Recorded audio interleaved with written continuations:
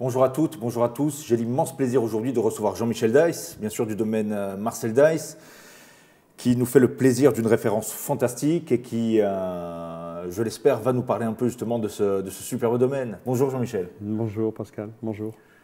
Tu Je suis très content d'être là et ravi de pouvoir parler de l'Altenberg de Bergheim, qui est un terroir formidable que j'ai beaucoup de chance de servir et qui a été pour moi un endroit d'épanouissement.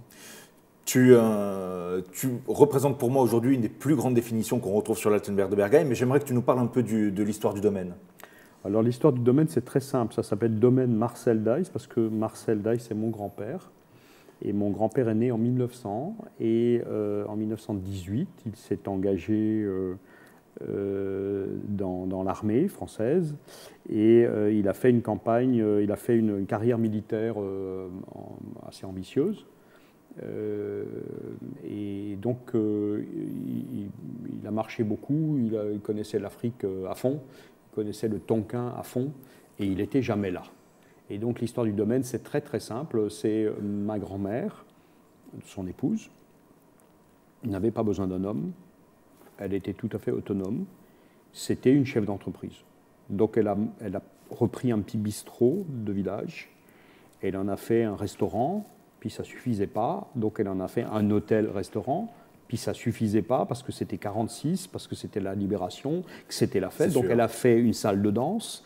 Et puis finalement, ça ne suffisait pas. Donc elle a fait une sorte de guinguette où pouvait manger à l'extérieur 120 personnes, qu'elle nourrissait, qu'elle arrosait. Et puis ça ne suffisait pas parce qu'il y avait les premières tractions, les premières panhards, le tourisme, tu vois, 1950. Et donc elle fait une station-service.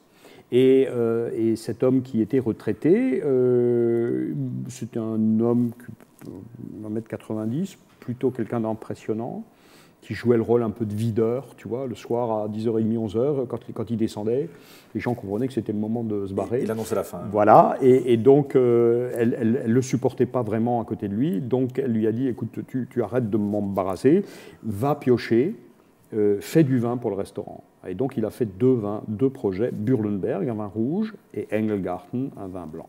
Voilà le point de départ du domaine. Donc ce restaurant, hôtel-restaurant, pompe à essence, etc., a été fermé en 1962. Et nous avons basculé tout doucement vers la viticulture. C'était très petit au départ. Mon grand-père avait 11 frères et sœurs. Donc il a reçu en tout et pour tout 5 arts et demi. C'est même pas une ouvrée alsacienne, 7 arts et demi. Et peu à peu, il a loué, il a trouvé des vignes, il en a acheté, il a pris sa retraite militaire pour acheter de la terre.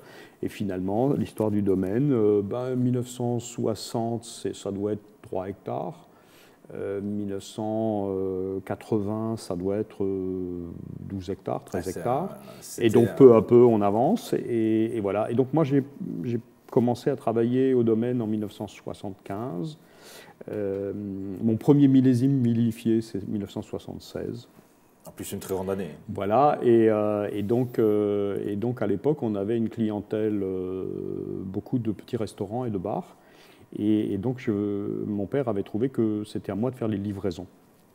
Et donc, je suis allé livrer ces gens à 300 km et j'arrivais pas toujours à me faire payer. Très souvent, j'allais chercher les bouteilles vides avec un peu de vin encore dedans et du vinaigre, enfin, voilà, dans des endroits assez incroyables. Et je comprenais bien que j'étais juste voilà, le commis. Voilà. Et donc, j'ai pas accepté ça, j'ai pas voulu ça, je me sentais pas à l'aise avec cette idée. Donc, j'ai voulu devenir un paysan qui aurait une certaine dignité par son travail. Et donc, je me suis mis en route autour de l'idée du terroir. Et à un moment, j'ai eu 11 Riesling différents, de 11 terroirs, présentant des caractères tellement différents qu'à la fin, les gens ont dit « ça ne peut pas être du Riesling. Vous vous êtes trompé d'étiquette. » Et là, j'ai compris, parce que c'était le client qui le disait, l'amateur qui le disait, que finalement, la référence au cépage n'avait rien à faire là. Il fallait assumer le vin de lieu. Et j'ai commencé à remettre en cause plein de choses alsaciennes qui sont très habituelles chez nous. Voilà, le Riesling il doit être comme ça. C'est un vin sec parce que ça va bien avec la choucroute et le pied de porc. Et le terroir, c'est un machin latéral qu'on pose à côté. Et donc je suis sorti de tout ça. Je suis rentré en rébellion. Et j'ai milité pour une viticulture plus ambitieuse, plus complexe, avec des plus petits rendements, avec des vieilles vignes, avec des plantations très serrées, avec des fortes densités de plantation, avec la nécessité très rapidement d'un engagement environnemental.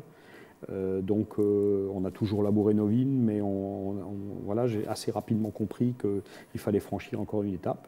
Et aujourd'hui, le domaine, c'est 40 hectares, 22 personnes, 1200 hectares de production. Donc on est quasiment au tiers de la productivité viticole alsacienne moyenne, parce qu'ici, hélas, 3 fois hélas, il faut que les gens fassent 80 hectares, sinon ils font faillite. Donc ça donne à peu près l'impossibilité définitive de faire un grand vin. Parce que le grand vin, c'est un objet malthusien, c'est un objet cistercien, c'est un objet d'une restriction. Je pourrais faire beaucoup plus que ce que je ne fais, je pourrais en produire beaucoup plus, je pourrais fabriquer des arômes, super. Sauf que moi, ma définition du vin, c'est pas ça. C'est pas ça. Alors, tu nous emmènes un superbe terroir, l'Altenberg de Bergheim. Tu nous en parles un peu, Alors, c'est une situation... alors, Bergheim... Quelle est la singularité pour toi? Qu'est-ce qui fait que celui-ci est vraiment au-dessus des autres Alors, il n'est pas au-dessus des autres, parce qu'il n'y a pas forcément de hiérarchie dans le paysage. Il y a des endroits du paysage qui ont du génie, qui ont des particularités physiques, climatiques, microclimatiques particulières. Alors, l'Altenberg de Bergheim... déjà, Bergheim, c'est au centre de l'Alsace, juste à côté de Ribeauvillé. C'est un endroit très particulier parce que la côte viticole, un peu comme en Bourgogne, elle est orientée nord-sud, et à Bergheim, elle fait un virage. Il y a un éperon qui sort comme un doigt qui est pointé dans la plaine, et l'ensemble du vignoble est construit autour de cet éperon assez majestueux. On est dans une situation proche de la situation de Corton. Sauf que la différence, c'est qu'à Corton-Savigny, c'est une vallée assez profonde dans laquelle passe l'autoroute. Et à Bergheim, c'est une vallée tout à fait courte, bloquée par une montagne majestueuse qui ferme le paysage, qui fait un écran contre l'influence vosgienne, l'influence d'ouest. Donc on est dans une bulle climatique. L'ensemble du vignoble de l'Altenberg est organisé plein sud. C'est une très belle montagne, comme ça, un peu posée, majestueuse, avec sa petite couronne de forêt en haut. C'est un contexte assez solaire, donc. C'est un endroit solaire, avec des sols qui sont très complexes, parce qu'on a les 3 matrices qui sont organisées en couches. Le calcaire jurassique, qui fait la chaleur et le fruit dans le vin, avec une finesse. L'argile du Keuper, qui est une argile froide, plutôt formée sous un climat glaciaire. Et puis le grès rose de la cathédrale de Strasbourg, qui vient une petite intercalation comme ça, des veines. et qui fait quelque part la vibration saline, la tension pointilliste en bouche, la dimension épicée. Voilà. Donc c'est un terroir extrêmement complet, qui est très dominant au cépage. C'est-à-dire que tu y plantes à peu près n'importe quoi et ça n'aura pas la gueule que tu es en droit d'en attendre ou que tu as l'habitude, parce que le terroir est extrêmement puissant. C'est-à-dire qu'il déforme l'objet, il lui donne une forme différente. Le registre variétal. Voilà, donc le Riesling, si tu veux, c'est pour dire les choses honnêtement, pour faire du Riesling à l'Altenberg, il faut vraiment assumer de le vendanger vert. Voilà, parce que sinon, on n'a absolument pas de caractères végétaux, on n'a absolument pas d'acidité malique, et on n'a pas de pétrole, on n'a pas du tout ce registre-là. Voilà, donc c'est un terroir dominant. Alors pourquoi il est dominant? Pour moi, ce n'est pas très difficile à comprendre, c'est un endroit profondément faillé. Donc la vigne est capable de descendre en grande profondeur et de se mettre un peu à l'abri à la fois de l'information superficielle du millésime, le climat, et aussi un peu à l'abri de la technique ou même de l'intervention du vigneron. Voilà, il faut avoir assez de pieds à l'hectare pour que ça descende, et si c'est descendu, ça devient très autonome, ce qui fait que c'est un terroir qui est très surprenant dans le paysage alsacien, parce que c'est un des très rares terroirs. Tu fais une dégustation de tous les vins qui sont produits par tous les vignerons du cru, et pour tout ce qui est des raisins mûrs, tu ne peux pas du tout dire si c'est produit en bas, au milieu, en haut, à gauche, à droite. il y a une véritable unité de la forme, ce qui est rare, très surprenante. Ce qui est vraiment, parce que moi, je connais pas mal de grands crus alsaciens. Tu es tout à fait capable de dire si ça vient en dessous du chemin, qui passe au milieu, ou si ça vient au-dessus du chemin, ou si c'est un peu plus de ce côté-là, ou un peu plus de ce côté-là. Donc, ça veut dire qu'il n'y a pas véritablement d'unité par le fond. À l'Altenberg, il y a une unité par le fond, parce que quelque part, la racine, elle va traverser un certain nombre de couches contradictoires, et elle va finir par imprimer une forme tactile, on verra tout à l'heure, une forme tactile très particulière. Très hâte de déguster. Vraiment très spéciale. Je pense que l'Altenberg n'est pas très difficile à mémoriser. C'est un des vins, si tu veux, quand les gens goûtent, ils ont une relation immédiate au vin. Ce n'est pas un objet de spéculation gustative. Voilà, tu le prends en face, il te parle, il te regarde dans les yeux, il te dit des choses, il s'adresse à toi. Voilà, c'est un terroir comme ça, un peu franc du collier, voilà, très particulier. Et donc, je trouvais, enfin, je remercie le ciel, je trouvais que j'ai eu une chance formidable d'avoir ce terrain d'expérimentation et de vivre dans cette période charnière du monde, de l'histoire du vin, où quelque part on remet en cause des fondamentaux. Le vin n'est plus un objet seulement local, bu localement. Les gens d'aujourd'hui boivent du vin de partout. Et donc, il importe que le vin local ait des caractéristiques qui ne soient pas, quelque part, transportables, qui ne soient pas copiables. C'est sûr, la traçabilité. Voilà. Donc, on est obligé d'aller vraiment profondément dans le terroir et chercher ce qui est inimitable, ce qui est magique dans l'expression d'un lieu. Alors, parle-nous de ta philosophie de travail, ton mode de viticulture. Je pense que tu es quand même, il y a la volonté. Je pense qu'on n'arrive pas à obtenir ce niveau de compétence, de qualité, d'émotion dans un profil comme ton Altenberg de Berkheim si à un moment donné on n'a pas un respect du sol et qu'on n'est pas un peu, sensible et Ah ben c'est une évidence. Alors si tu veux, les principes de notre viticulture sont assez simples. Ce sont des principes que tout le monde peut comprendre. Il faut planter assez serré pour que la plante descende sa racine. Il faut couper les racines superficielles parce que, comme nous, elle aime bien le luxe et donc elle se redéploie au-dessus et elle recommence à pousser parce que le 4 septembre, il y a 22 mm d'eau qui sont tombés. Donc tout à coup, tu vois des entrecœurs et des raisins qui tombent par terre. Donc il faut piocher autour de chaque pied, couper les racines superficielles, planter serré, diminuer les surfaces foliaires, parce que nos surfaces foliaires alsaciennes sont programmées, sont quelque part étudiées pour produire 120 ou 150 hectolitres hectares. Et donc, toutes mes vignes sont plutôt plus basses que les vignes des voisins. Elles sont à la fois plus serrées et plus basses. Les rangées sont beaucoup plus serrées et sur le rang, c'est beaucoup plus serré. Donc, j'ai presque en moyenne 2 fois plus de pieds que les gens autour de moi. Donc ça ne donne pas du tout le même toucher de bouche, ça ne donne pas du tout la même sensation. Après, comme je vendange à pleine maturité du pépin, c'est-à-dire ce moment tout à fait particulier où le raisin t'appelle, le raisin te parle et tu peux le manger. Ce moment-là, c'est la disparition du caractère variétal. Donc je n'ai pas besoin d'avoir un seul cépage dans ma vigne, puisque je ne suis pas dans la revendication du caractère variétal.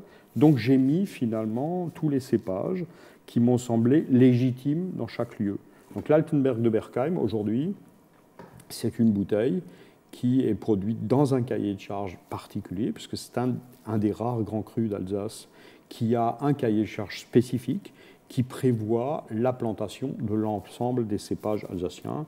Je me suis battu pour le Chasselas-Rose, parce que je ne voulais pas qu'on me dise que le Chasselas-Rose, c'est un truc qui ne donne pas des bons raisins, qui est vulgaire, qui est petit, qui est, je ne sais pas quoi, paysan.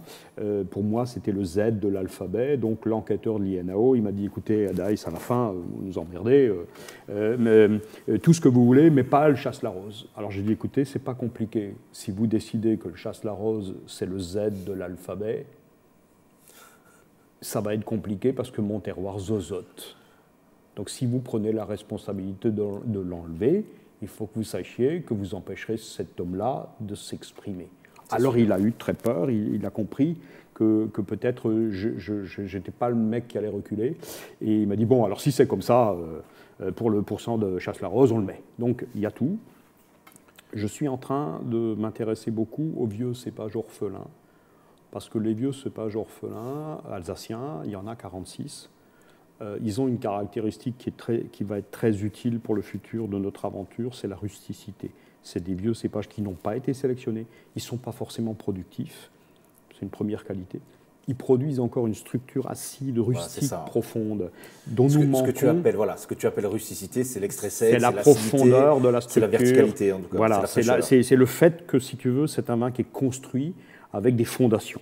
Aujourd'hui, beaucoup de vins sont faits avec du matériel végétal qui n'est pas du tout rustique, qui est extrêmement sensible. Enfin, moi, j'ai des copains bourguignons qui me disent que, par exemple, le chardonnay, c'est un objet obsolète, parce qu'il a tellement été sélectionné dans tous les sens qu'à la fin, on n'arrive même plus à faire du vin dans les 3/4 des cas, quoi. Voilà. Et c'est vrai que les cépages alsaciens, qui sont plutôt performants, qui sont plutôt d'ailleurs internationaux, hein, je pense au Riesling, je pense au Traminer, je pense au Pinot, c'est plutôt des cépages qui ont été beaucoup sélectionnés, et ils ont été, hélas, sélectionnés sur une notion de performance quantitative. Donc on va avoir besoin des biocépages orphelins pour remettre en mouvement nos vignes, parce que nos vignes sont un peu immobilisées par l'eugénisme, par la simplification, par le clonage. Et je pense que ce qui est le plus intéressant aujourd'hui, c'est la prise de conscience de la viticulture, que ça a été une impasse historique. Je parle tous les jours avec des vignerons qui viennent me voir, tous me disent la même chose. Quelle erreur on a fait d'accepter des clones. Et c'est quelque chose qui est récent, parce que ça fait que 3-4 ans. Et ça fait que finalement, ces 3-4 derniers millésimes où la plupart des gens n'ont pas produit, ou pas assez produit, qui se rendent compte que leurs vignes n'y arrivent plus, parce qu'elles sont au bout du rouleau. Alors moi, je vois quelque chose d'intéressant, c'est que dans ces vignes dont je parle, y compris ici, j'ai plutôt un rendement qui, dans ces années très compliquées, est légèrement en augmentation. Voilà. Et donc, comment je l'explique ? C'est cette question de rusticité, cette question de profondeur, cette question de mise à l'abri par rapport aux effets climatiques superficiels. Et puis, c'est aussi l'aventure de l'agroforesterie, parce qu'on a planté pas mal d'arbres dans nos vignobles. Et ces arbres jouent un rôle absolument fondamental dans la façon dont la parcelle se constitue. Parce que il y a une chose qu'il faut qu'on fasse avancer, c'est la prise de conscience de nos consommateurs qu'une vigne, un vin, un lieu, c'est d'abord l'expression d'un réseau. C'est d'abord l'expression d'une relation entre tous les acteurs du lieu. Et j'ai appris cette semaine un truc tout à fait étonnant, c'est que les plantes qui sont légitimes dans une vigne, c'est essentiellement ce qu'on appelle des rosacées. C'est grossièrement les fruits à noyaux, la pêche des vignes, le coing, c'est aussi le rosier qui fait partie des rosacées. C'est exactement ce que j'allais dire. Et finalement, ces rosacées partagent les mycorhizes de la vigne. C'est-à-dire qu'elles sont connectées, elles participent au réseau qui s'envoie des informations et qui permet à l'édifice complet, à l'ensemble du projet, de s'organiser, de se maintenir, d'être capable d'assumer les à-coups, voilà, de s'autoréguler. Voilà mon aventure. Donc, une vigne complexe, plantée serrée, beaucoup de cépages, quelques arbres au milieu, et je rajoute un dernier point qui me tient à cœur, des vignerons, parce que la plante, quand elle est engagée dans cette aventure-là, c'est difficile. On lui demande de réduire sa croissance, on lui demande de ne s'occuper que de son pépin. Donc c'est une ascèse, un véritable engagement profond, et elle ne peut pas le faire sans la présence de l'être humain. Donc les progrès que j'ai faits, si progrès il y a, c'était de mettre des vignerons, c'est-à-dire des jeunes qui trouvent une place dans cette aventure, qui sont heureux le matin de venir au boulot, qui sont au boulot avant moi, qui sont contents de le faire, qui mettent tout leur cœur et qui participent à cette relation à la plante qui est extrêmement féconde. Donc c'est des gens qui ont la main verte, qui savent spontanément ce qu'il faut faire, comment il faut le faire.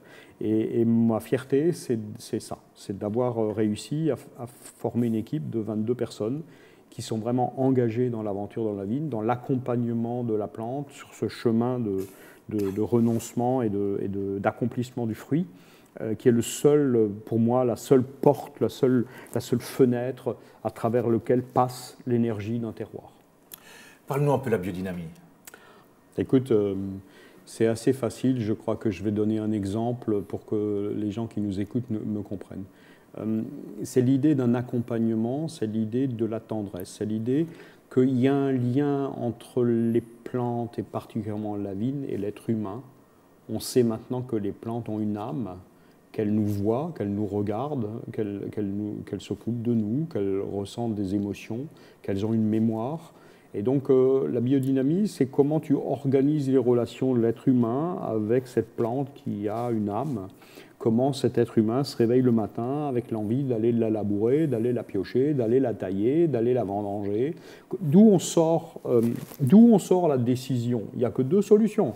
Ou on a un livre de cuisine et de recettes et on dit qu'est-ce qu'il faut faire chaque jour, soit on s'ouvre à la sensibilité, on accepte l'information qui vient de la nature, qui se transforme en envie. Donc ma biodynamie, c'est une biodynamie de l'envie.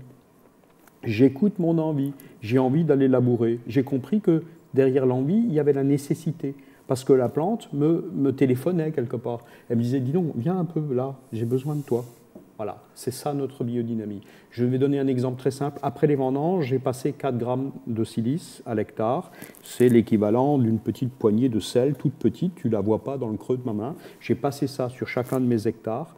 Et l'intention, c'était de remercier les vignes d'avoir mûri leurs raisins jusqu'au vertige. Et immédiatement derrière mon travail, j'ai vu la vigne comprendre ce que j'avais fait pour elle. Parce que quand tu fais un sourire à quelqu'un, c'est pas du tout la même énergie que quand tu lui fais la grimace. On est assis tous les deux là, à 1 mètre. Si je te parle gentiment, tu ne reçois pas la même énergie que si je t'engueule. Et la vigne, quand tu t'occupes d'elle gratuitement, entre guillemets, sans volonté d'obtenir quelque chose, tu vois, voilà, l'idée du cadeau, voilà, ça c'est important. Et donc j'ai formé des gens qui ont justement cette idée du cadeau dans la main verte, d'aller vers les plantes pour les accompagner. Et ça a changé notre vie parce qu'on est devenu paisible, responsable, plutôt positif. Moi, je n'ai pas de conflit chez moi, je n'ai pas de difficultés chez moi. Les équipes sont tout à fait capables de gérer des moments compliqués où on a tous trop de travail et tout, parce qu'on est dans un vrai, voilà, dans une relation très nourricière avec ces vignes qu'on sert, avec ces endroits qu'on honore.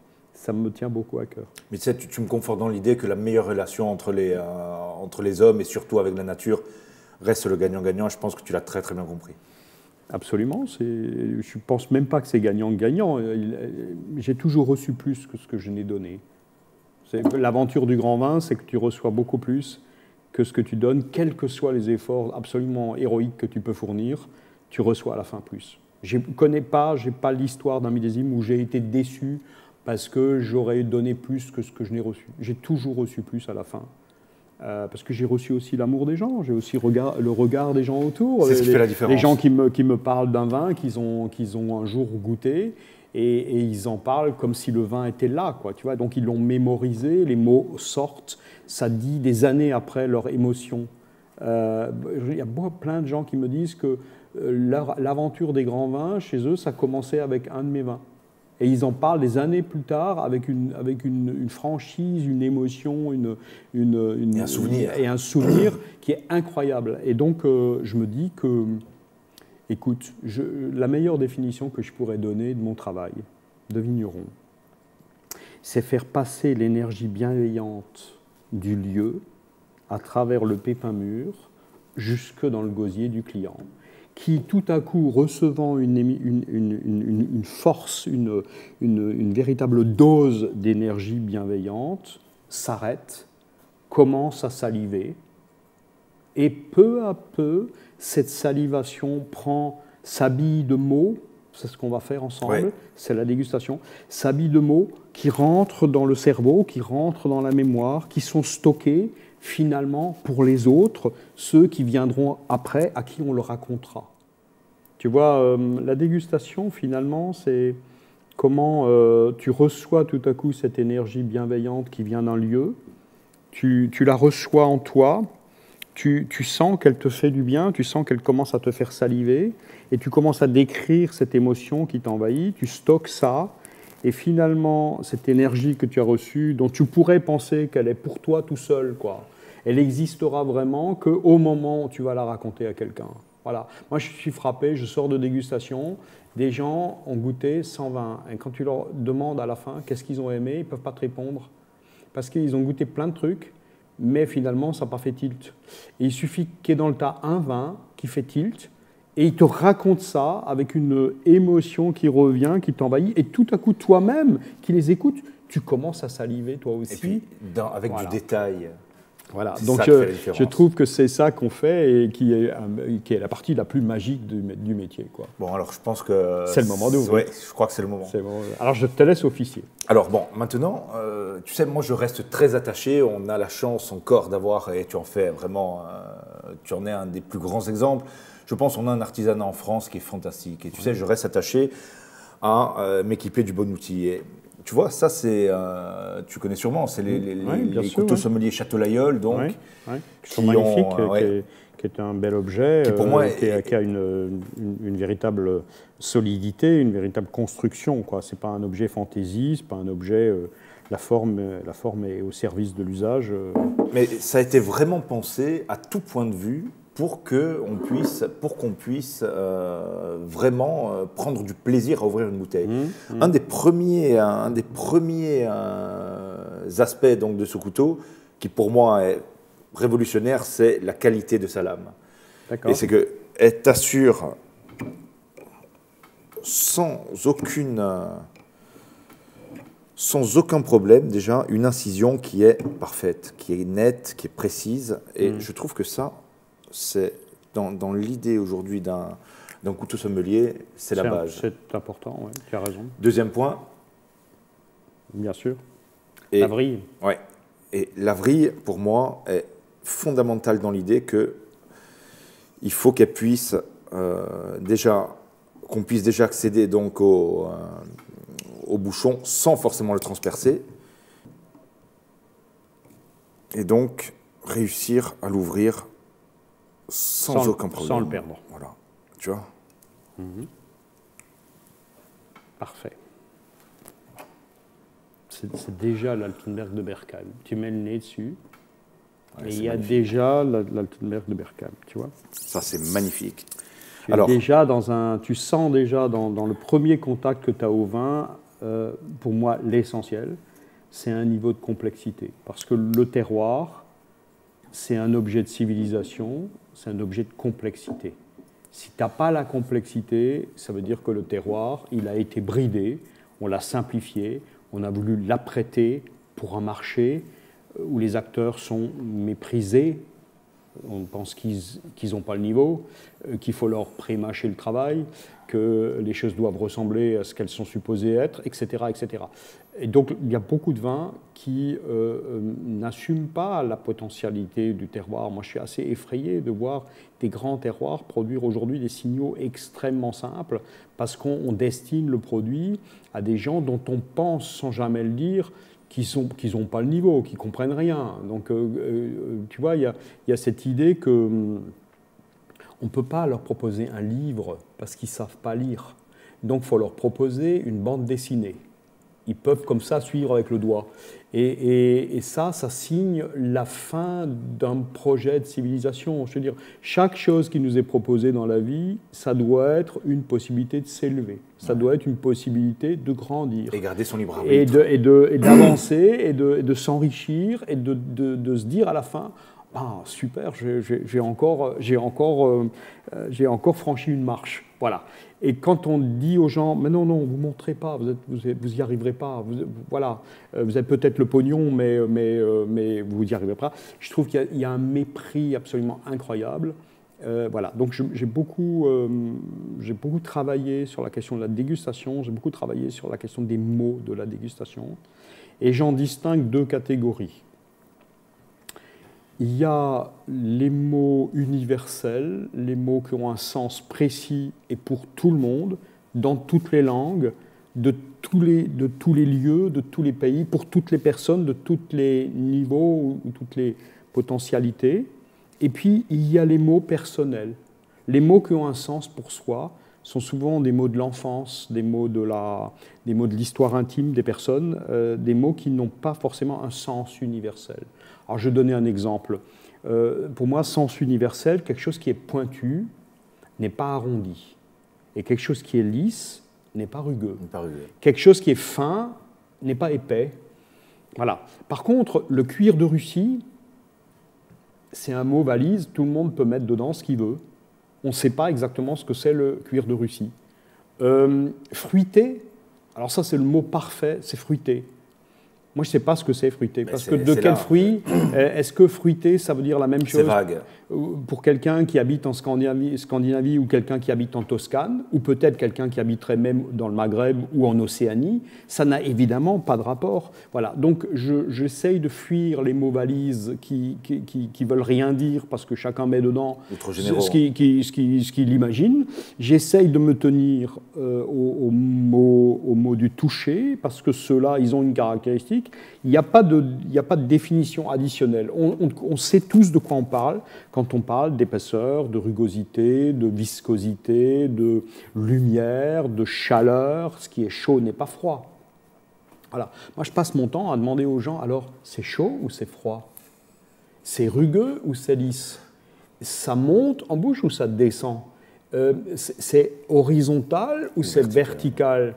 J'avais cette très jolie phrase de M. Perrin, Château de Beaucastel. Il me dit, tu sais Jean-Michel, j'essaye de faire un vin carré, peut-être rectangulaire, mais jamais rond. Voilà, ça c'est un projet esthétique, c'est une idée de la responsabilité. Donc je vais essayer d'utiliser ces mots-là et je laisse à chacun qui goûtera la bouteille les mots personnels, les mots de l'émotion, les mots de l'enfance.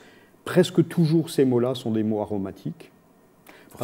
Parce que le problème des arômes, c'est que leur définition est très compliquée. Si on veut être précis dans le domaine aromatique, il faut devenir un nez. Ça veut dire au moins 4 heures d'entraînement tous les jours de l'année, les dimanches et le jour de Noël. Tous les jours. Sinon, ce n'est pas la peine, parce qu'on raconte n'importe quoi.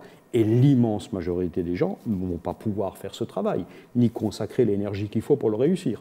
Donc je préfère m'en tenir, tu vois, aux mots simples dont la définition est certaine.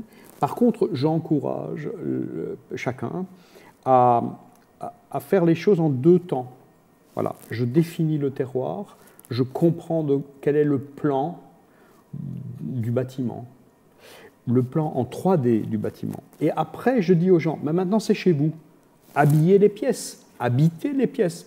Racontez-nous le papier peint que vous mettez, racontez-nous comment vous éclairez les choses. C'est votre droit et votre privilège. Vous avez le droit de mettre vos mots et vos émotions à vous. Simplement, n'oubliez pas, vous ne pouvez pas les imposer à quelqu'un. Voilà. Le problème du cuir de Russie, c'est que c'est un mot qui ne veut rien dire. Et les gens opinent du chef, ils essayent de donner à penser qu'ils ont compris de quoi on parle, ils ne savent pas du tout de quoi ils parlent. Voilà. Et donc j'ai voulu faire cet ultime effort, parce que j'ai 64 ans, je ne vais plus faire ce scénario encore très longtemps. Donc j'essaye de me rassembler sur l'essentiel, et pour moi l'essentiel aujourd'hui, c'est que le terroir a une définition tactile, qui est accessible à chacun d'entre nous, quelle que soit sa formation, son âge, son histoire, par des mots simples, du toucher, pour lequel le vocabulaire est certain. Et une fois qu'on a utilisé cet outil que tout le monde possède de l'analyse de la salivation pour dessiner le plan, y compris en 3D, de l'objet, chacun a le droit de dire « maintenant je vais parler de moi, je vais parler de mon histoire, je vais parler de mes préférences », et ça c'est la description aromatique. Voilà. Et là, les mots peuvent être très libres. Donc, je donnerai des mots aromatiques. Je demande juste à chacun de comprendre. C'est mes mots à moi et je ne veux pas les imposer à quelqu'un. Voilà. C'est sûr. Alors, tu parlais d'esthétique et moi, j'y suis aussi très attaché. Et je reste persuadé aujourd'hui que l'importance du verre est fondamentale et je préconise une verrerie qui, pour moi, aujourd'hui, la famille Riedel, sont allés le plus loin dans la recherche de la forme idéale en fonction des verres. Et pour cette superbe bouteille, j'ai pensé que leur modèle Riesling de la gamme Veritas pourrait être un atout vraiment de choix et l'outil et l'outil qui va permettre justement à ton vin de s'exprimer, mais vraiment de manière Je suis tout à fait d'accord. La qualité de la verrerie est essentielle pour les grands vins. Chacun d'entre nous devrait disposer de 4 ou 5 verres qui permettent de faire face à toutes les situations et qui sont, merci beaucoup, et qui soient vraiment adaptés à ce travail de tâtonnement. Voilà. Alors, j'ai appris quelque chose qui est un peu perturbant, c'est que notre regard nous pilote. Et donc, quand on voit la robe de ce vin, on comprend tout de suite qu'il va y avoir une richesse, une plénitude, un accomplissement, une forme de totalité, d'unité, qu'on pourrait rassembler par douceur. Capiton. Bon, 2001 est un grand millésime de Botrytis, je pense. Donc, alors c'est pas forcément un très grand millésime de Botrytis, c'est un millésime que je garde dans ma mémoire comme un moment d'extrême difficulté parce que c'est un millésime compliqué, c'est pas un millésime facile, c'est pas un millésime où tout est venu pile poil et voilà, c'est un millésime où il a fallu énormément travailler. Mais il faut savoir que dans les grands terroirs, c'est là que tu es récompensé. Parce que faire de la grande viticulture dans un lieu qui est sans génie, c'est totalement dérisoire parce que c'est disproportionné. Voilà, tu veux produire 30 hectolitres hectares dans un endroit sans talent, tu vas te crever, et le résultat sera bon, point, petit. Voilà, tu fais le même effort dans un endroit qui a du génie, et tu t'envoles. Et là, on est là. Ça, c'est quelque chose que je trouve vraiment fantastique, avec aujourd'hui, oui, un niveau d'épanouissement qui est splendide, une robe qui est... Alors, ce n'est pas encore tout à fait prêt, parce que je n'ouvre pas très souvent ce genre de bouteilles, mais elles ont quand même aujourd'hui une caractéristique. Donc ça, c'est 2001, donc c'est un vin qui a aujourd'hui 15 ans, grossièrement. On voit une chose qui est très nette et qui est un renseignement important pour ceux qui nous écoutent. Ça reste encore aujourd'hui une bouteille qui est plus intéressante le lendemain que le jour de l'ouverture. Voilà. Donc ça veut dire que ça peut encore monter. C'est déjà très complexe, on a déjà une matière qui est assez vertigineuse, mais ça peut encore monter. Voilà. Après, je ne tournerai pas le verre en premier parce que je ne veux pas, quelque part, je ne veux pas forcer le vin. Je ne veux pas lui dire, écoute, donne-moi tout maintenant. Je suis dans une histoire que peut-être ceux qui m'écoutent peuvent comprendre. Je pense qu'on obtient du vin que ce qu'il a voulu nous donner, et que si parfois certaines bouteilles ne le font pas, entre guillemets, ça ne dépend pas forcément des bouteilles, mais plus de ceux qui sont assis autour de la table. Moi, je connais des bouteilles un peu sur leur garde, des bouteilles qui n'envoient pas forcément le message, quoi qu'il arrive. Elles regardent d'abord un peu où elles sont, comment ça se passe, est-ce que l'endroit est propice, est-ce que voilà. Donc, je laisse le vin tranquille, je vais aller vers lui sans le tourner. Je prends cette première photo qui me dit que quelque chose va m'arriver, quelque chose vient vers moi. J'essaie pas de déconstruire, de voir les arômes, ça ne m'intéresse pas à ce stade-là. Je vais prendre en bouche et j'ai juste une question. Est-ce que je salive? Est-ce que je reçois une énergie ou pas? Mais moi, je pense qu'on est vraiment dans un registre vraiment de plénitude avec un nez complexe, marqué par la surmaturité. On parlait tout à l'heure un peu justement de tout ce qui était gamme d'odeur. Et là, je pense que le fruit, quand même, est assez prégnant sur tout ce qui est, bon, maintenant en 2001, forcément, avec ses Alors, tu vois, ici, il y a quelque chose d'intéressant, c'est que quand je prends cette énergie, elle me fait immédiatement énormément saliver. Et cette salivation, elle a plusieurs caractéristiques. La première, c'est que j'ai à la fois une horizontalité dans la façon dont le vin diffuse dans ma bouche. Surtout au début, le vin est construit vraiment dans la largeur de bouche. Il a à la fois une finesse à la fin, c'est quelque chose qui se referme comme ça, comme un sourire. Et ça, c'est le signal du calcaire. En même temps, il y a quelque chose après, lorsque j'ai pris le vin, je l'ai avalé, quelque chose qui s'ouvre, qui s'amplifie, qui fait un peu le nœud papillon. Et je comprends qu'il y a une épaisseur qui apparaît. Mais tout ça est bien construit comme ça, dans le registre horizontal. Et je pourrais m'arrêter là. Et simplement, ce qui est stupéfiant et qui est pour moi la vraie signature de Lattenberg, c'est que après j'ai quelque chose qui descend, j'ai quelque chose qui me fait saliver dans la verticalité, qui descend en profondeur et qui diffuse, voilà. Et donc je comprends que c'est construit en deux axes. Il y a une verticalité sédimentaire, donc j'ai bien un argilo-calcaire, et en même temps, j'ai une verticalité, une fraîcheur, un signal de tension lumineuse, quelque chose qui descend tout droit comme un rayon, qui clôture ma dégustation. Et ça, c'est la signature du Grey Rose. Parce qu'il y a cette petite piqûre toute fine, comme si j'avais un peu de sable, d'eau de mer, tu vois, en bouche. Et ça, pour moi, c'est la signature du Grey Rose. Donc, c'est un objet complexe, très, comme ça, quand tu te débouches, très construit sur lui-même. Tu vois, il attendait, il nous attendait. Donc, il lui faut un peu de temps, déjà voir qui on est, regarder si on est bienveillant, nous aussi, commencer à envoyer le message. Et après, maintenant, je rentre dans la description qui m'est personnelle. Et là, bah, écoute, j'ai énormément d'agrumes, j'ai beaucoup de citron, j'ai beaucoup de la petite peau pelucheuse qui entoure les quartiers de l'orange, le zeste, voilà, tu vois. Et puis j'ai aussi un miel assez sec, un peu cristallisé, un miel d'acacia, très rustique, qui vient impacter le nez, construire la consistance elle-même. Et ce qui est remarquable dans cette bouteille, sincèrement, et ce n'est pas du tout parce que c'est la mienne, ce qui est remarquable, c'est la cohérence entre l'affirmation au-dessus du verre et l'affirmation en bouche. C'est-à-dire que tout ce qu'il te dit là, tout ce qu'il te raconte là, c'est absolument confirmé après. Donc c'est un objet d'une grande transparence, d'une grande honnêteté. Il dit tout ce qu'il dit, il le tient.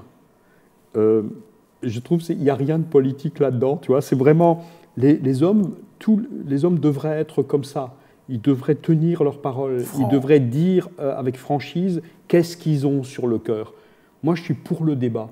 Je ne peux pas aimer tout le monde, je ne peux pas être d'accord avec tout le monde. Il faut pas. Mais je voudrais bien débattre, et je voudrais débattre en toute transparence. Ça me touche quand un vin comme ça arrive, parce qu'il dit la vérité.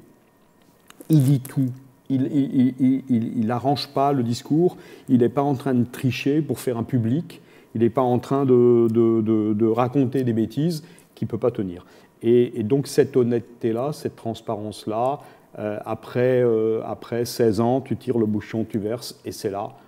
Franchement, est-ce qu'on en est tous capables? Moi, pas tous les jours. Hein. Et puis, je serais tenté de te dire, moi, j'attribue une importance fondamentale à la température de service. Et je trouve que là, je pense qu'on doit être quasiment à 14 degrés.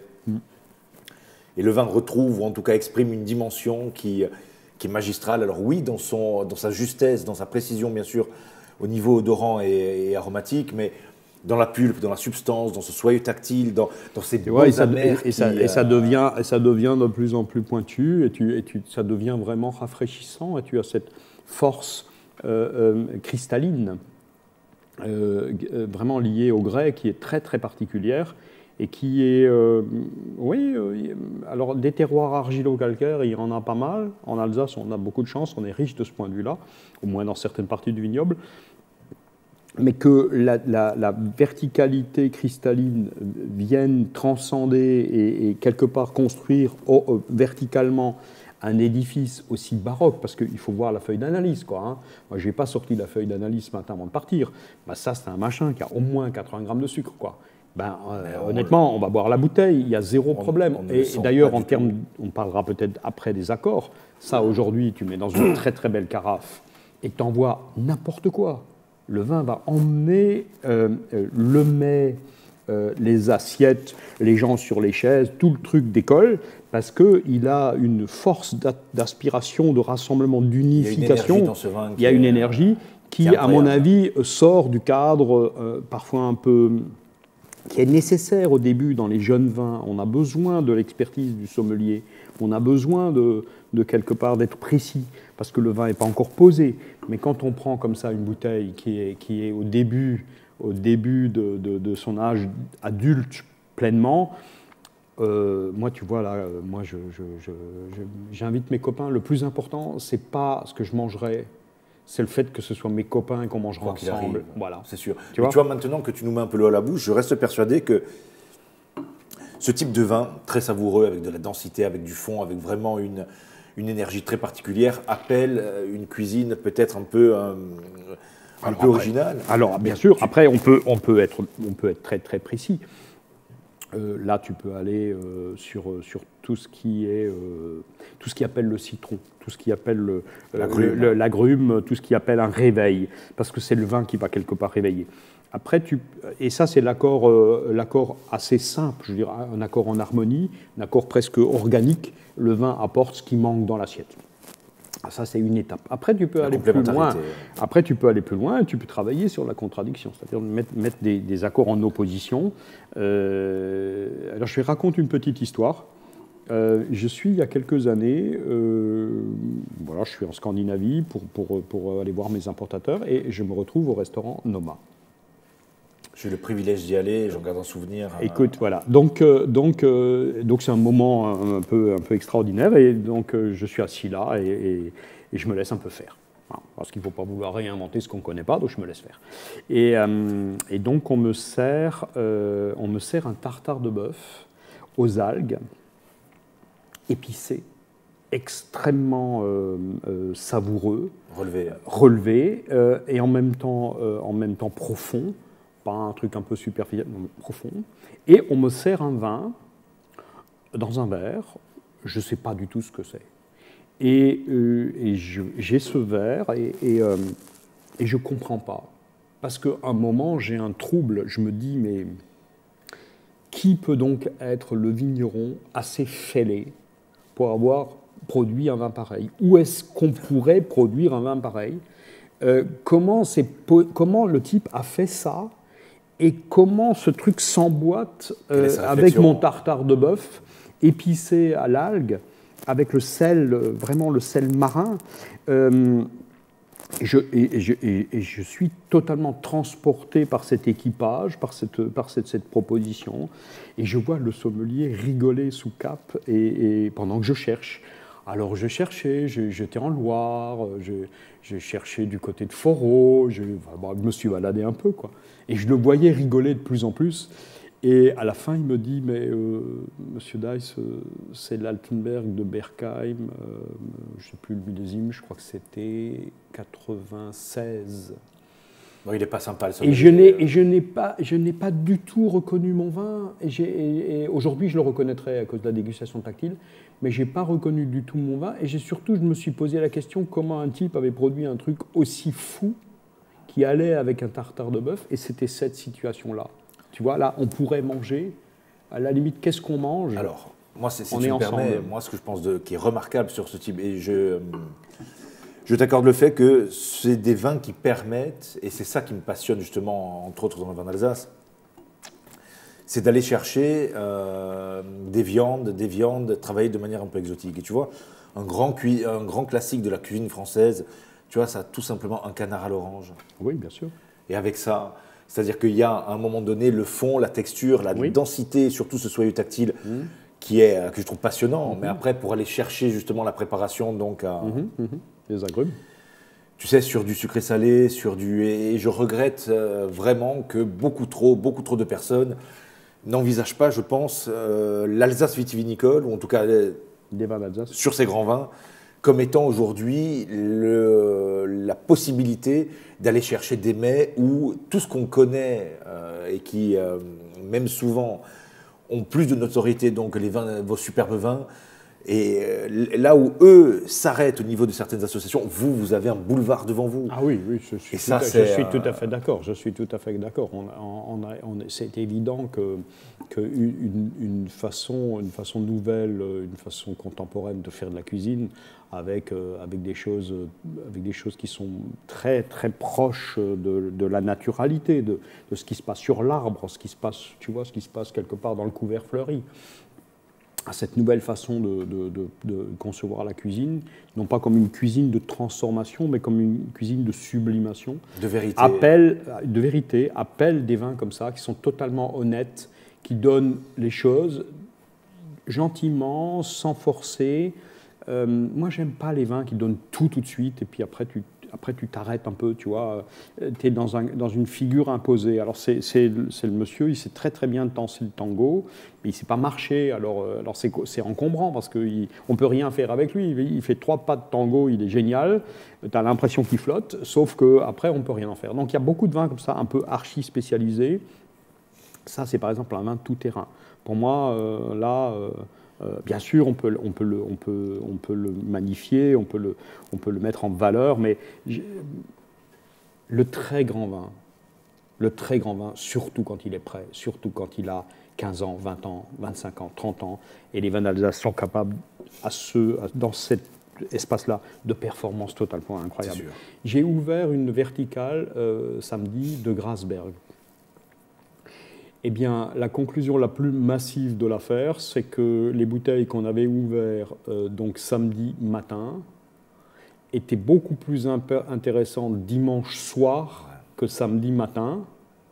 Et là, je parle de 94, je parle de 90, voilà. Donc, c'était des grands millésimes. 94 en Alsace, c'est grand, je pense. 94, c'est grand, 90, c'est grand, mais même en 91... Même un 77, tu vois, c'est un peu performant, un peu surréaliste. Un 77 qui n'est pas forcément un très grand millésime. Et donc, je suis en train de m'interroger sur ce que c'est finalement un grand millésime. Parce que quand tu goûtes pas mal de vins vieux, il y a une chose que tu vois. Ce n'est pas forcément les millésimes dont tout le monde parle. Voilà, ceux qui étaient dans la liste très solaire des endroits où on s'en rappelle, quoi, la canicule de 2000 ou de 2003, c'est pas forcément là dans ces millésimes que le génie devient évident, c'est plutôt dans les millésimes un peu moyens, voilà, 2001, 77, 81, tu vois, des trucs un peu, tu te dis, ouais, les vins sont absolument lumineux, il y a une énergie dedans et il y a une capacité à appréhender, quoi qu'il arrive, la situation qui est en face de nous, que je trouve assez magique. Moi, je crains les moments où je ne suis pas bon, quoi. Je veux dire, les moments où je n'y arrive pas, les moments où je n'ai pas le talent, les moments où je ne trouve pas les mots justes, les moments où tout le monde voit que je suis un paysan. Hein, voilà, je suis un paysan, j'assume, c'est ma fierté. Mais il y a des moments, dans des endroits, dans certaines circonstances, je suis vraiment qu'un paysan, j'y arrive pas. J'admire la capacité de ces vins-là d'être brillantissimes. Il parle pour toi. Quoi qu'il arrive. Il parle pour toi. Oui, je suis d'accord, il parle beaucoup mieux que je saurais le faire.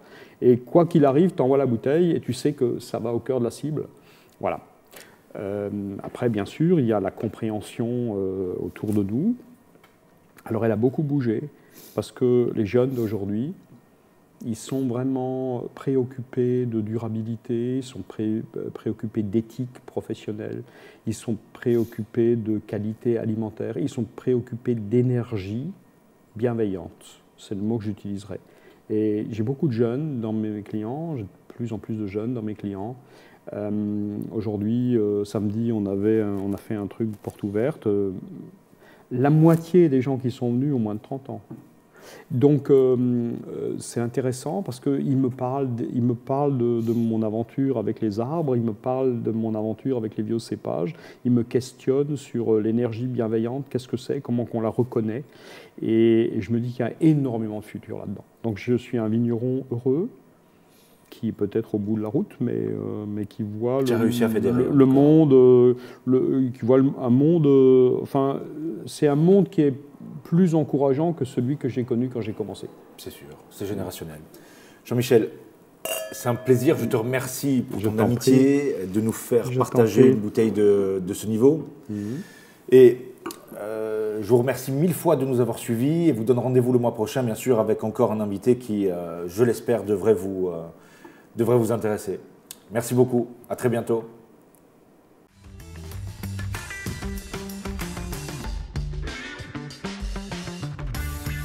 À bientôt.